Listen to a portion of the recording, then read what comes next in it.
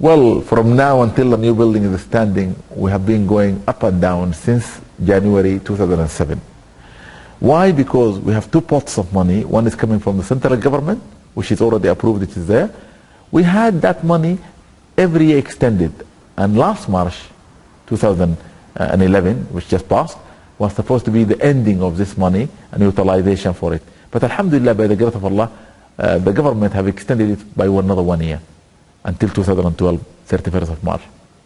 We have another challenge now. The money that was granted to us by Brent to increase the sum we need to build the school will cost roughly between 8 to 9 million pounds, 8.5 million.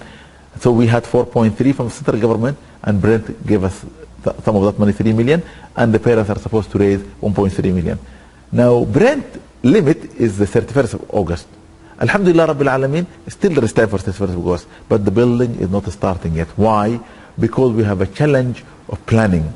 Some local grouping have challenged Brent in the system they used for consultation and transparency is that. So Brent now is taking some time to go back and put those things right, and hopefully in June the committee for planning will meet again, and it will present the same subject again of planning for this modern school, and hopefully it will be granted. One of the challenges as well to get this money approved by the executive of Brent Council, and hopefully this Monday coming it will be inshallah approved and parents can hear about it. So the two challenges that mainly now concerning us, the approval by the executive committee of Brent on Monday, then the extension of the money of Brent from the end of August, maybe by another 6 months or 1 year, and hopefully that happens, inshallah, everything will run smoothly. We're quite struggling with the money aspect. We have to raise 1.2 million, and although people are helping a lot, we still need more money for that building to go ahead with. This event on the 17th is aimed at local businesses, Muslim businesses, businesses that will help generate the income that we need to make up the shortfall of the funding that is required. And by doing that, they become also partners with the school. We are happy to become partners with the school, so we can use their expertise and share their knowledge that they have to make the school better. And they can also come in and see what they're investing within the school, how it will help the school itself and the children in the long run. And these partnerships are very, very important, very valid, because the future of the British educational system itself is now depending on these partnerships of excellence. Islamia has always been a place of help for others, and one thing I've seen is actually the constant influx of people who come here for refuge to ask from Islamic or marital advice to educational, to support for raising funds for their own projects, and Islamia excels in that, really does. It does put out its hand of help and is constantly raising money with the children's help and with the parents' help for Pakistan, for when the tsunami occurred, for children of war, for comic relief, for children in need. I can name every single charity that has an appeal that the children have put their heart into raising something and doing something for them. Well, we have got very noble, humble ways of raising funds, and we have got medium ways, and we have got high ways. I begin by the very low and humble ways, because believe me, that is the most comforting one. The children themselves going out and doing a lot of things, raising the penny and the 2 and the pound and the 10, and every day they do something, and they are doing a lot of challenges between themselves, getting people to sponsor them, doing things like walking or dressing in different colors, everything that they can think of, not our ideas but their own ideas. And we are raising some humble sums there, which is all right, but then there are medium ideas, such as, for example, doing things by talking to local businessmen, talking to enterprises and people who have got the idea of doing things to raise few thousands of pounds. And then we have got the mega things, whereby we are talking internationally or nationally in this country to do things. And one of those things that are coming is a dinner we are going to hold on the 17th of April, which is going to be almost a gala dinner, whereby people will come together and have a nice meal, whereby Inshallah, over 500 people, we hope it will be 960 people sitting on around 80 tables, discussing and talking about the future of the Muslim community and how it can deal with itself and how it can sustain itself financially. We have got fantastic people coming from institutions like Oxford University to discuss these issues with us and our guests. And these things hopefully will raise, to some extent, some money, in the hundreds of thousands. But to reach the target of 1.3 million, inshallah, I hope and I pray our brothers and sisters who are here and abroad, who can hear this message, or they are already aware of it, will stretch their hand to somebody who knows someone else, or who himself or herself can help. Because only by working together, we can do something good. I think the community needs to support this school, because it really is amazing to have such a school here. And alhamdulillah, I give thanks to Allah and heartfelt thanks to Brother Yusuf Islam for actually starting this school. And mashallah, may Allah reward him for that, for he's one of the few people that I know have put his money where his mouth is. So we have had, never has he failed to help us, but I think the community owe it to him now to take this forward and support the school and become a self-supporting and sustaining school in itself.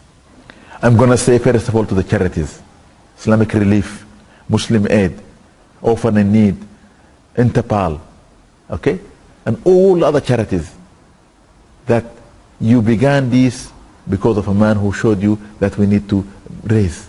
He went to the central mosque, Yusuf Islam, to Zaki Badawi at the time, and said, Zaki Badawi, I have my zakah, where shall I put it? He said it has to be sent abroad. Why? Because there's nobody collecting it here. We collect it abroad because the people, we can give more in need abroad. He said, but doesn't charity begin at home? And then he said, of course, but we don't have charities to give to. So he began Muslim Aid at that time. And alhamdulillah, it's grown up now.